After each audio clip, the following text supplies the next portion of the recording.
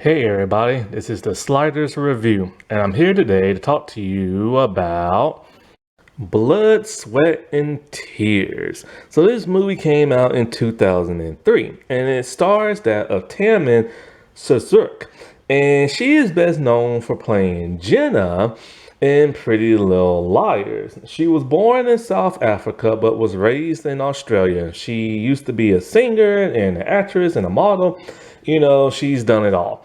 And actually, I don't know if she modeled, but I know she was a singer and she's pretty good and she's an actress and she's really good at that. And she used to have a podcast about Pretty Little Liars until it got canceled by Podco, and Podco canceled the rest of their podcasts from other series and stuff. I had no idea she was even in this movie. And so I'm bumming around on Tubi, right? And it's all like a Tubi original movie last month. I'm all like blood, sweat, and tears. Like, what is that? Like a horror movie? Is it a cheesy horror movie? I don't really want to watch another cheesy comedy horror movie. I just want to watch like horror slasher.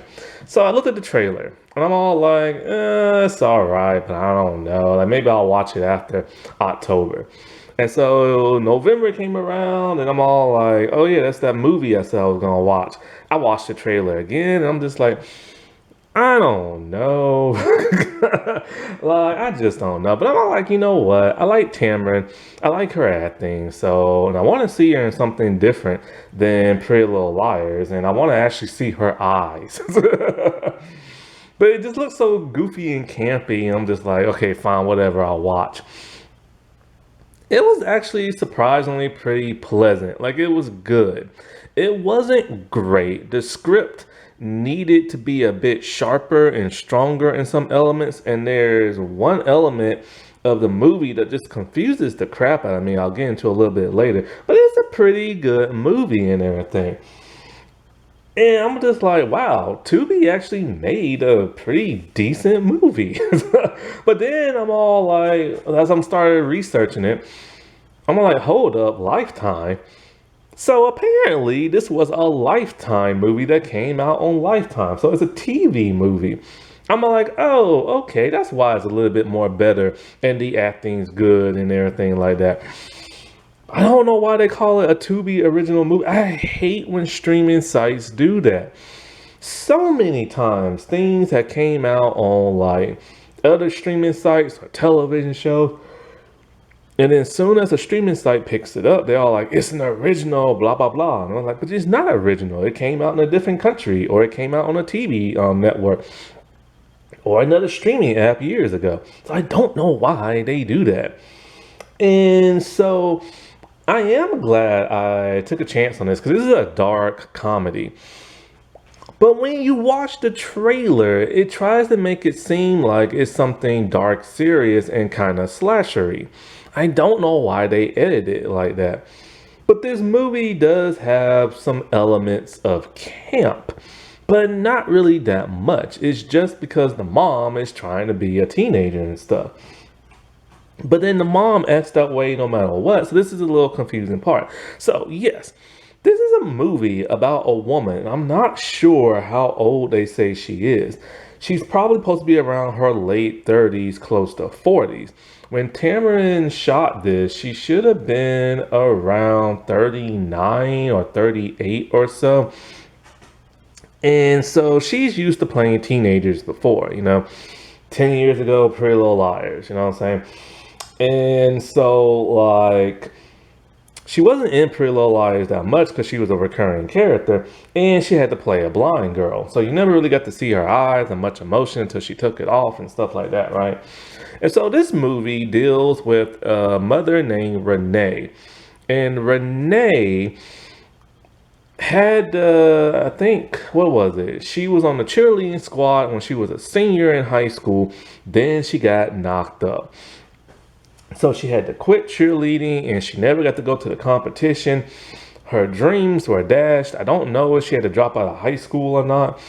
Or if not, she was just a teen mother and everything, right? So that's something she's always regretted, never getting to finish like her cheerleading thing and making something of herself. But the guy she married put her up in an extremely nice house to where it looks pretty much like a mansion, and it's really nice inside. But she's divorced, and her husband just don't get along and stuff, right? And apparently she doesn't even have a job because, see, here's the thing. Her daughter is a cheerleader, and her mom is living her dream through her daughter. So putting her through cheer camp, dance squad, you name it. Cheer camp, like I guess like that summer camp for cheerleaders and stuff. But her daughter has had enough. Now her daughter is played by Monroe Clean, and she plays Cherie. And so she's just sick and tired of being a cheerleader. But her mom is obsessed about it. Now, one great thing is that in the beginning of the movie, they literally show the mom daydreaming about being a teenager, acting silly, acting goofy. The mom is very eccentric. You know what I'm saying? Like, she is obsessed with cheerleading. She, in a very deranged kind of way, And it kind of reminds me of the mom from the first Mean Girls movie who tries to act all young and everything and hip. So her daughter literally tells her, hey, look, man, I'm done with cheerleading. I'm done with this, blah, blah, blah, blah, blah. They have an argument, and she's like, you know what, mom? I'm done with you. So I'm going to go live with dad. And that's what she does. But her mom's all like, well, you go live with your father. I'm taking your cell phone because I'm the one paying for it. And the dad's all like, I'll keep paying you alimony because I know you need the money. So I'm assuming she don't really have a job.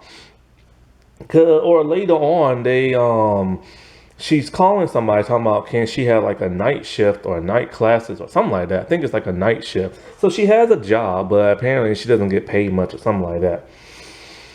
So the mom in this is very just like, obsessed with cheerleading, and she's obsessed because she loves her daughter. All throughout the movie, you'll see her just like pause and scream in a manic kind of way. Like she has a couple of screws loose, And so then somebody calls her daughter's cell phone or something like that. And it's a recruitment type person who wants to give her daughter a scholarship, but only if she's cheerleading. So the coach is going to come out, see what she got, and then offer her a scholarship. She tries to text and call her daughter, but she can't because she got her daughter's cell phone. She calls her ex-husband, tell her to put the daughter on the phone, but the daughter does not want to come. She's just sick and tired of her mom. So, for some bizarre reason, her mom has the idea of, hey, me and my daughter are around the same height, got the same hairstyle, and what if I pretend to be my daughter and live out my dream of being a cheerleader, and like I can do that also while getting my daughter this scholarship for the recruitment person. So that is what she did. And part of her getting this idea is when she went back to her daughter's old high school, and she had her back turned to one of her daughter's friends, and they thought like, she was like the daughter, but she was actually the mom. So this is where the movie gets very, very, very kooky. She can't go to her daughter's old high school, right? Because everybody will know she's the mom and not the daughter. Now her daughter has went to a completely different school to go when she went to go live with her dad. So what she does is that she signs her daughter up to go to a completely different high school and poses and pretends to be her.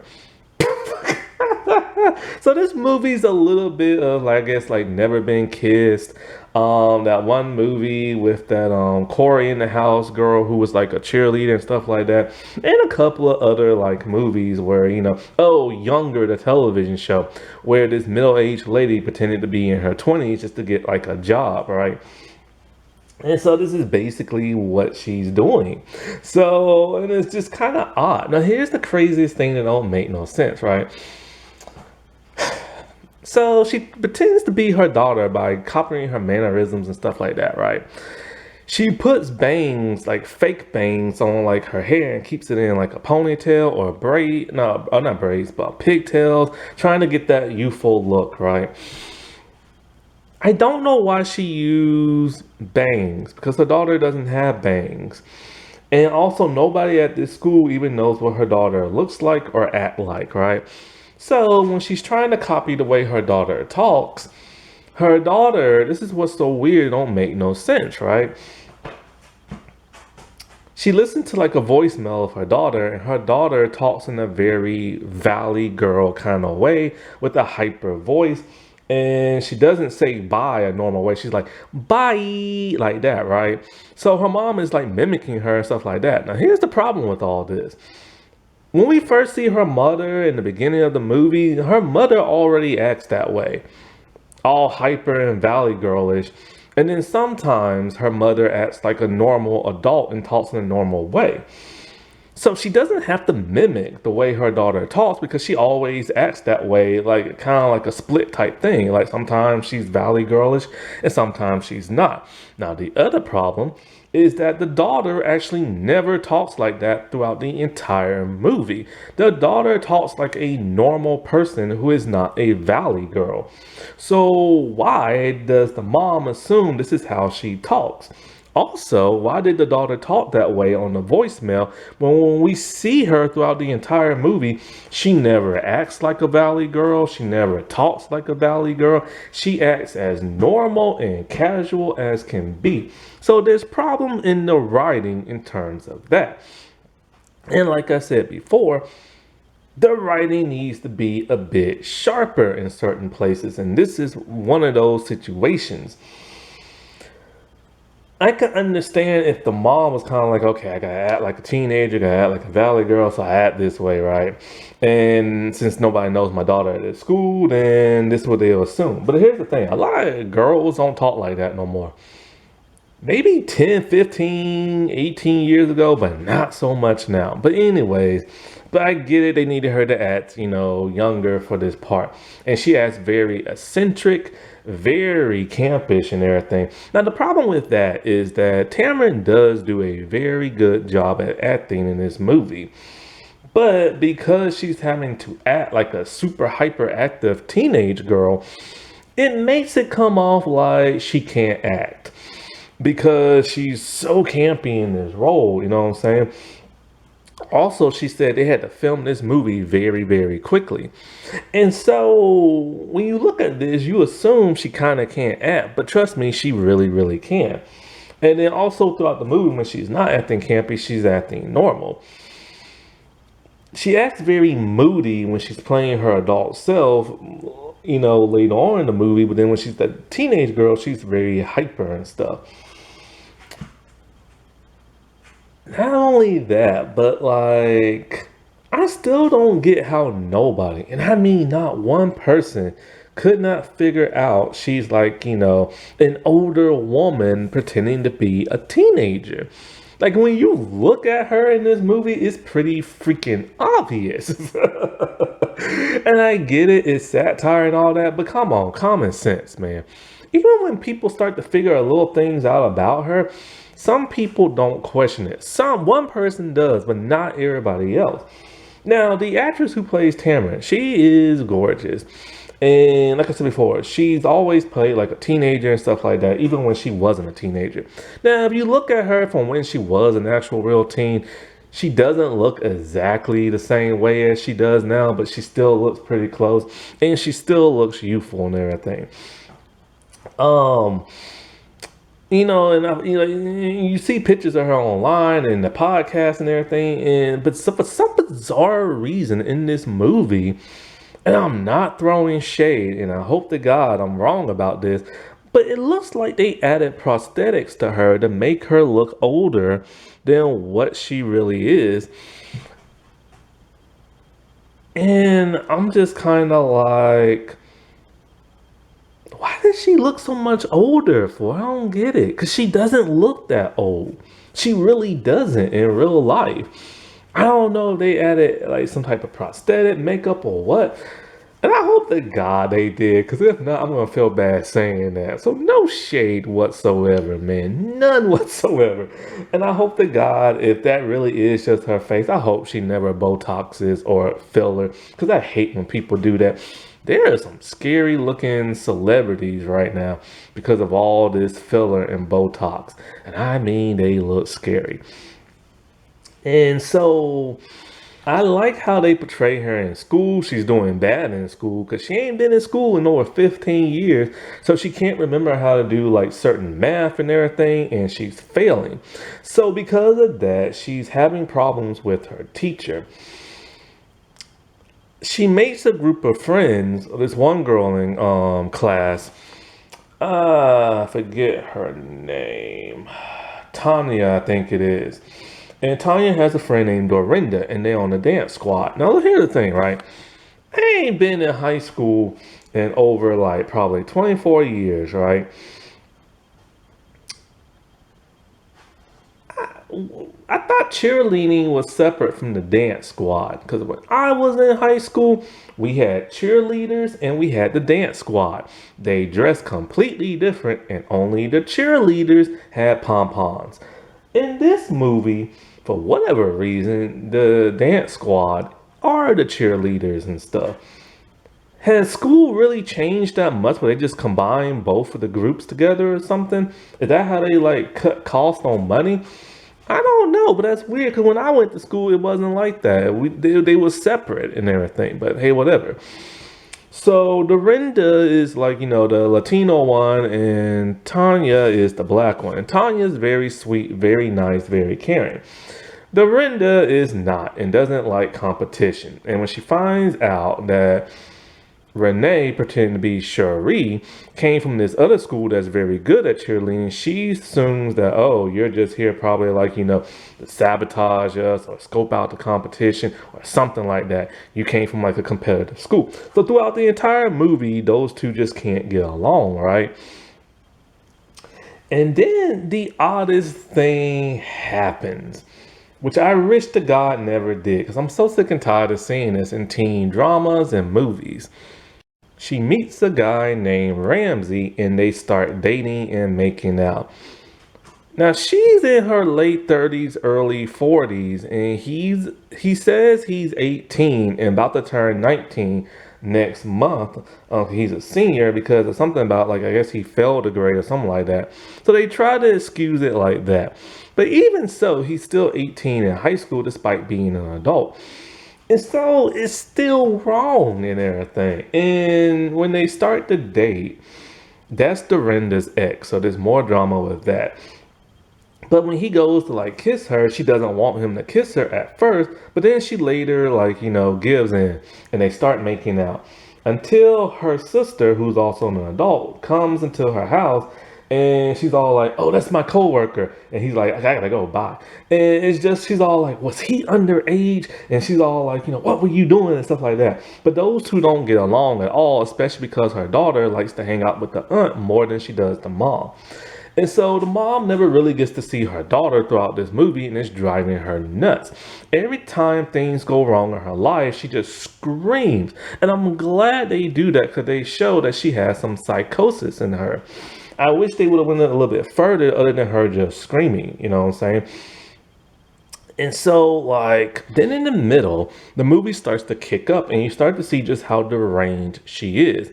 She is desperate to be the best cheerleader at this school, whether she has to hurt somebody or not.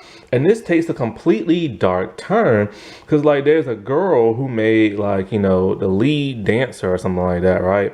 So what does she does? She puts on a hoodie, wears some sunglasses, and as they're both going up and down the steps, she pushes the girl or shoves her, and the girl trips, tumbles down the steps, and hurts herself. So she gets to be the lead dancer.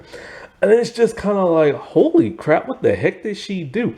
Like, that's how desperate she is to, like, make it and everything. But it gets darker than that. The principal, well, first, okay, the Ramsey boy, his dad is like a coach, and she's into the dad. And he just kind of looks at her in a weird kind of way, thinking, okay, like, like, oh, I don't want you dating my son because I want him to go to college and I don't want nothing to ruin that.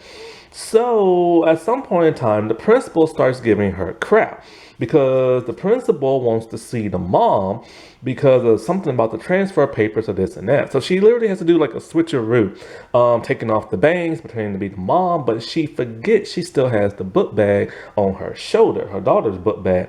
He gets very suspicious and doesn't understand why he hasn't seen the mom and the daughter in the same like time space, Why is it always one's here, then a couple minutes later the other one shows up? So he gets highly suspicious and she just runs out, gets scared, and he chases after her. She hops in her van and by mistake, she runs him over. And then she doesn't even check on him. She just drives away because she's worried. He dies in a puddle of blood. But then the craziest thing after that is that, Ramsey's dad sees the van parked someplace else and seeing her stand next to the thing looking a little upset.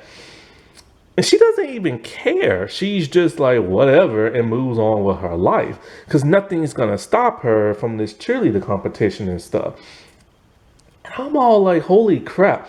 She is literally losing it and everything to the point she doesn't even care. She killed somebody and she knows she killed them because the next day they reported it, like, on the intercom. But what she doesn't know is that there are security cameras outside the school. Because this is how long she's been out of school, that where she doesn't know that schools have security cameras now. I remember when my high school started having security cameras, my senior year and everything. And so, like, because back in the day, they just didn't have that stuff. But then it gets even darker than that. When she first meets her teacher on the first day of school, she knows her teacher has a peanut allergy. She has like a bracelet that tells people that and stuff like that, right? Well, her teacher's been catching her kissing her boyfriend and her grades been going down. And she literally tells her she's putting her on academic suspension, where she won't be able to do cheerleading no more. This pisses off her even more, to where she realizes, you know what, I already killed one person. I guess I'll do it again because ain't nothing gonna stop me. So she goes home and bakes a muffin with peanut oil. And then when she goes to school the next day, she gives it to the teachers all like, home ec people made you this and they know you don't have no peanut allergy, so you don't have to worry about nothing. She sounds so suspicious. And she watches the teacher lady eat it and starts to choke, and the lady falls on the ground, only for her to go in and change her grade and just looks at the teacher and everything and walks away with a very sinister look on her face. She has freaking lost it. But now there's the whole Dorinda thing. Dorinda is getting suspicious of her, not because of the age, but wants to know who the heck is she. When she went to her social media profile, she's all like, what teenage girl only creates a social media account for 2 months and starts posting a bunch of pictures and all the same day. So she's starting to get suspicious, but she's suspicious because she thinks that Renee is like a spy from another school, right? So she follows her home, and that's when her real daughter shows up and calls her mom. So Dorinda's like taking tons of pictures and it's all like, yo, what the heck is going on? But she can't put two and two together, even though the girl called her freaking mom. And so Renee sees that and confronts Dorinda, and she's all like, oh, that's just my cousin, and she just calls me mom sometimes. I don't know how Dorinda can't pick up on this.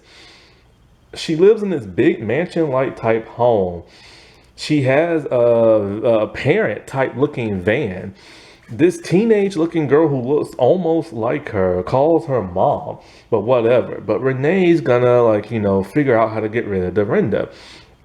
So she takes her medication, because apparently she takes medication. This probably explains why she acts the way she does.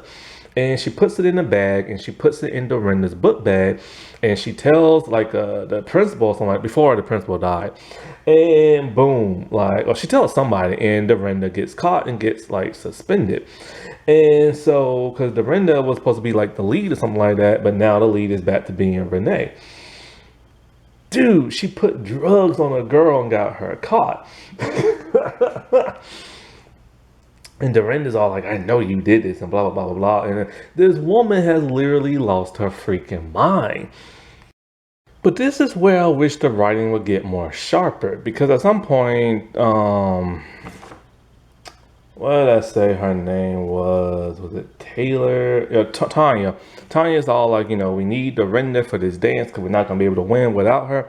So somehow Renee makes it to where Dorinda can go back to school and back on the dance squad. And she confronts her. And, that's when she's all like, I know you put those drugs in my book bag. But then Dorinda never says, like, what's up with the whole, like, that girl calling you mom and like this and that and blah, blah, blah, blah, blah. Like, she never brings that up. And it's just kind of like, isn't she suspicious? Like, she was suspicious, but now she isn't. And she's not even mad that what's her name planted drugs on her and stuff. So that part don't make no sense. But then things come crashing down. See, she thought she killed her teacher, and she was happy about that. And as she has like a face mask on and trying to get rid of her wrinkles and stuff like that, she gets a text from Tanya talking about the teacher's not dead. Well, this is a big problem because as the teacher was on the floor crawling, she literally, because the teacher tried to get her EpiPen and but she dropped it. And so she's crawling on the ground, choking and can't breathe, and she's trying to get her EpiPen only for Renee to kick it out the way or pick it up and toss it someplace else. And I think she said something nasty to her. So the teacher knows that this woman or girl, whatever, literally tried to kill her and stuff. But instead of like, really worrying about it, she cracks up and literally has a psychotic breakdown, and starts like screeching or something like that and doing something with her face. Like she's having a complete meltdown, like Zachary Levi and everything. I mean, she is having a meltdown. So it's like the big night, but there's a huge problem. Oh, also with the breakdown, her boyfriend like texted her and all like, somebody saw like the van because the cameras caught the van that hit like, the principal and it has flowers on it. Of course, everybody knows that's her van and stuff. So she's freaking out, but she's cracking up. Anyway, the big night's here and she's ready to like dance her butt off, right? Well, there's a little bit of a problem. Her daughter and her sister decided to go to the competition to cheer on her daughter's old school. She knows she's screwed now, plus because, her daughter and all of them are sitting next to her boyfriend and the boyfriend's father. So she tries to find a way to get rid of them.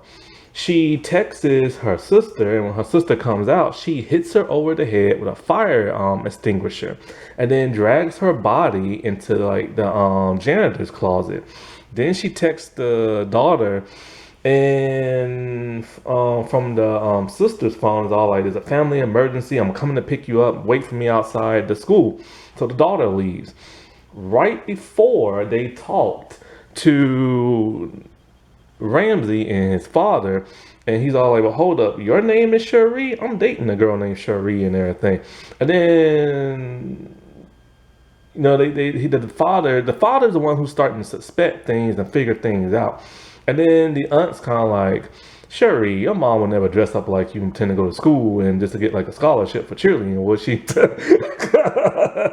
But anyways, now that, her family's out, she dances and everything with the squad, and she's dancing kind of erratically and everything because she's snappy. But anyway, she is heading back. The daughter is heading back, and she starts to hear somebody like bang and stuff like that.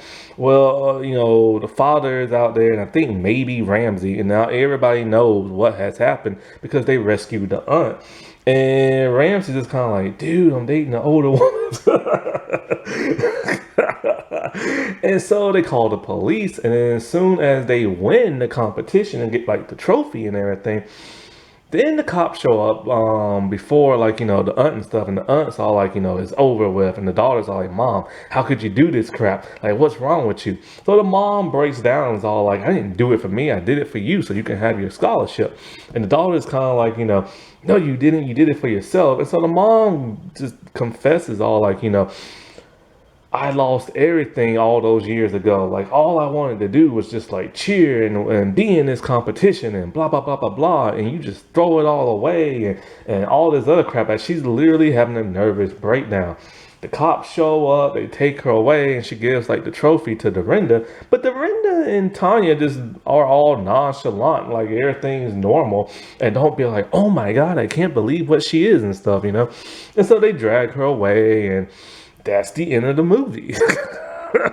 So yeah, this was a pretty fun, really like a pretty good movie. Like it wasn't great because the writing really needed to be like stronger in some elements, you know what I'm saying?